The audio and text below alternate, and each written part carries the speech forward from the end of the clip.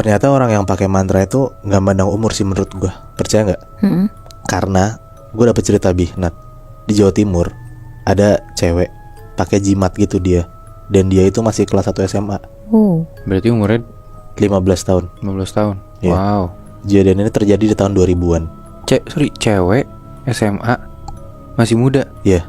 Pakai ilmu. Pakai ilmu Gokil. Cewek ini kita sebutnya namanya Ayu ya. Ayu ini tuh baru masuk sekolah gitu, kayak boarding school gitu di Jawa Timur. Dan Ayu ini emang dari keluarga yang sederhana lah gitu. Tapi kayak Jawa itu Jawa banget gitu, Jawa tulen banget gitu. Nah orang tuanya Ayu tuh bilang masukin Ayu emang sengaja karena sekolah ini bagus gitu, sama biar makin kuat aja agamanya. Sampai akhirnya SMA tuh Ayu masuklah di boarding school ini. Ayu punya sahabat namanya Tita. Kemana-mana tuh Ayu sama Tita tuh bareng terus. Pokoknya tuh mereka jadi sahabatan lah mereka berdua. Semua rahasia mereka saling ceritain. Sampai masalah keluarga mereka pun juga masing-masing tuh mereka saling ceritain lah. Nah si Tita ini ternyata orang tua tuh udah pisah. Dia tinggal sama bokapnya doang. Dan si orang tuanya Tita ini pisah karena katanya orang tuanya tuh berantem besar.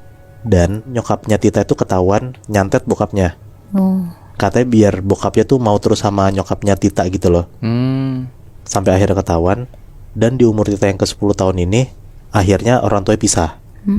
Berarti itu 5 tahunan lalu lah kejadiannya. Jadi kayak bisa dibilang tuh si Tita tuh rada lonely gitu lah. Makanya pas Tita punya temen Ayu, jadi makanya nempel banget tuh. Semua diceritain lah.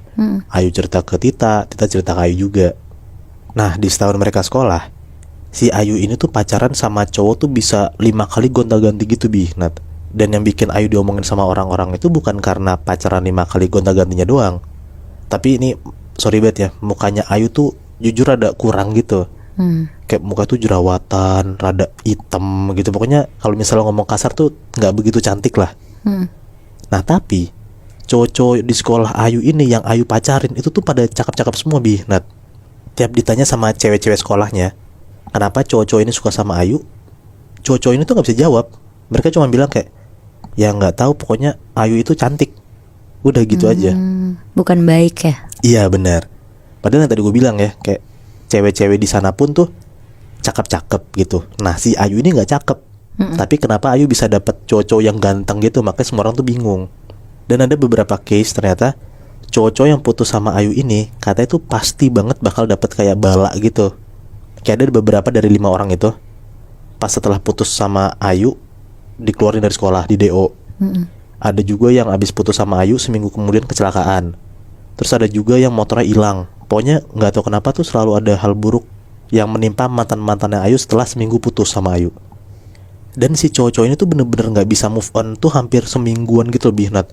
Pas selama seminggu tuh si cowok ini tuh nangis banget, kejer banget. Tapi beres seminggu mereka jadi kayak sadar gitu loh, kayak gedek sama Ayu, ngeliat Ayu tuh jadi kayak nggak cantik lagi gitu. Terus kayak mereka sadar kenapa mereka bisa mau sama Ayu gitu ya? Iya bener Lama-lama cewek-cewek di sekolah Ayu ini ya makin ngejulitin Ayu lah, ngelihat mantan-mantan Ayu kayak gitu kan. Tapi lagi-lagi Ayu tuh cuek aja. Dia gak mikirin dan gak ngerasa kalau misalnya tuh masalah gitu, gak sama sekali. Dan yang mau nemenin Ayu ini dari awal masuk cuma Tita doang. Si Tita ini selalu semangatin Ayu. Dia tuh ngasih tahu Ayu kalau misalnya Tita tuh denger ada omongan jelek tentang Ayu. Tapi Ayu tuh sebenarnya juga bodo amat gitu. Mau ada yang ngomongin, mau enggak pun dia juga gak masalah. Nah si Tita ini pun juga dibilangin sama anak-anak sekolahnya kayak, ngapain temenan sama Ayu? Ayu jelek, gak jelas segala macem, gonta-ganti pacar mulu, nanti kamu tularan loh gitu. Tapi Tita nih bener-bener temenan sama Ayu tuh tulus banget Nat. Dan dia tuh gak pernah mikirin apa kata orang. Sampai ada di satu momen pas mereka udah kelas 2 SMA ini, si Ayu cerita sama Tita. Katanya tuh dia suka banget sama adik kelas. Adik kelasnya tuh ganteng banget Nat, kaya.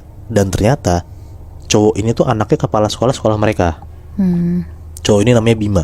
Nah anak-anak boarding school itu ternyata tahu kalau misalnya Ayu tuh suka sama Bima. Banyak banget lah yang bilang ke Bima kalau misalnya jangan jadian sama Ayu, karena kalau misalnya jadian sama Ayu pasti ada aja balaknya. Dan Ayu tuh bakal gonta-ganti pacar mulu, nanti Bima sakit hati. Pokoknya anak sekolah tuh ngomong kayak gitulah. Bima tuh iya aja denger omongan orang-orang. Tapi sebener-benernya dalam hati Bima tuh, Bima ngerasa kayak omongan orang-orang tuh gak ada yang bisa dipercaya gitu Nat. Dan Bima tuh ngeliat Ayu ya cewek cantik, cewek baik-baik. Dan Bima pun juga bingung kenapa banyak orang yang gak suka sama Ayu, terutama cewek-cewek. Dan juga setiap Bima cerita ke teman-teman dia yang cowok, teman-teman yang cowok tuh selalu support Bima gitu.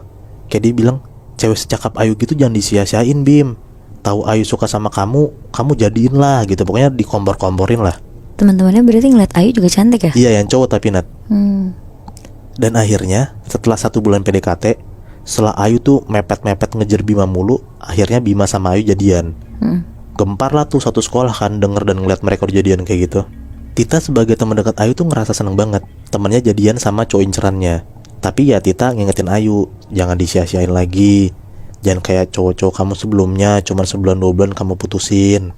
Nah Ayu tuh iya gitulah. Pokoknya dengerin lah apa kata Tita. Nah karena Nat, cowok-cowok yang tadi gue bilang, kan si Ayu gonta-ganti mulu tuh. Nah yang mutusin tuh selalu Ayu, bukan cowok-cowok itu, bukan.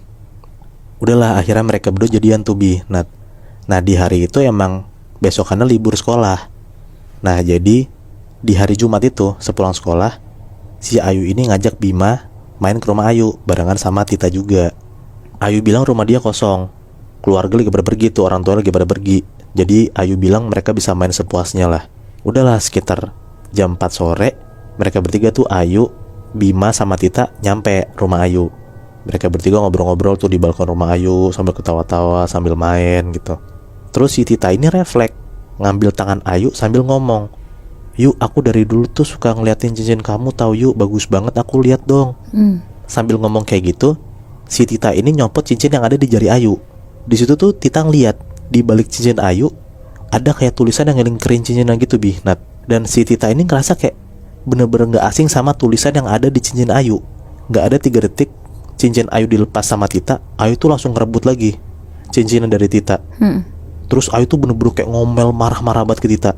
Ayu tuh sampai teriak-teriak ngomong gitu ke Tita kayak nggak sopan banget, lancang banget ngambil barang orang, segala macam marah-marah lah. Di situ tuh si Tita sama Bima kaget denger Ayu marah kayak gitu, kayak maksudnya cuma diambil cincinnya doang, kenapa bisa sampai semarah itu gitu loh.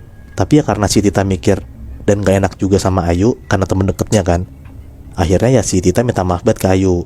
Tita tuh bilang lah nggak sengaja ngambil cincinnya karena ya emang Tita tuh ngeliat kayak cincinnya Ayu bagus, soalnya dia nggak punya, cuman sebatas gitu doang, bukan karena apa-apa. Udahlah di situ awkwardnya cuma sebentar dan akhirnya mereka ngobrol lagi. Dan sekitar jam 7-an malam akhirnya mereka berdua cabut tuh. Bima pulang, Tita pulang juga.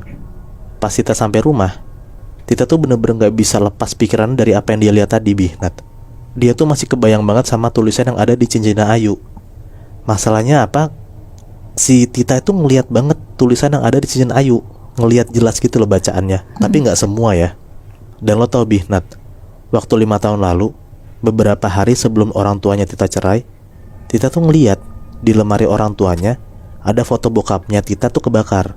Dan pas dilihat di balik fotonya, ternyata ada tulisan gitu, bahasa Jawa yang Tita pun juga nggak tahu artinya apa. Yang Tita tangkap itu adalah itu tuh kayak mantra atau santet yang bikin bokapnya Tita tuh jadi suka banget dan nikahin nyokapnya Tita. Nah di malam itu bokapnya pulang tuh. Mereka berdua ngobrol lah, makan-makan sambil ngobrol, karena kan mereka cuma tinggal berdua doang kan, Tita sama bokapnya. Di sela-sela obrolan, Tita itu nanya ke bokapnya, "Pak, tulisan waktu itu di belakang foto bapak ada tulisan-tulisan Jawa yang kita temuin itu santet bukan ya Pak?" Bapaknya jawab, "Iya Tak, itu mantra-mantra yang ibumu kasih ke bapak biar bapak cinta sama ibu. Untung aja kita tahu ya kalau bapak disantet sama ibu, kalau enggak bapak pasti nggak sadar-sadar." Si Tita tuh cuman bengong doang tuh denger bokapnya ngomong kayak gitu. Lihat Tita kayak bengong gitu doang, ya bokapnya nanya, "Kenapa? Kok tiba-tiba Tita nanya kayak gitu?" Nah Tita jawab kayak, nggak apa Pak, kepikiran aja gitu. Udah tuh beres makan, Tita ke kamar lah. Tita tidur, bokapnya tidur. Jujur Tita tuh bener-bener gak bisa tidur sama sekali Nat. Dia tuh shock banget sama kenyataan kalau dia tahu temen dekatnya itu pakai mantra yang sama kayak ibunya nyantet bapaknya. Dan dia tuh bener-bener gak nyangka banget, padahal Tita tuh bener-bener temenan tulus banget sama Ayu, support Ayu, gak dengerin kata orang gitu. Tapi ya dia harus terima kenyataan kalau misalnya Ayu tuh malah begini gitu pakai mantra. Jadi tulisan yang ada di belakang foto bokapnya Tita dan yang ada di belakang cincin Ayu tuh tulisannya gini Nat. "Sun mate ajiku segoro kidul, yo banyu yo ombak noleho siro, tolehno wakulaningsun dak tepukange karo idepku, andulu mara badan selirahku." Terus belakangnya ada nama orang yang dituju itu. Tapi kira-kira si Ayu itu tuh kan masih kecil ya Moy. Iya. Dia dapetin itu dari mana ya? Gua ngerasa kayaknya emang dari keluarganya sih Nat.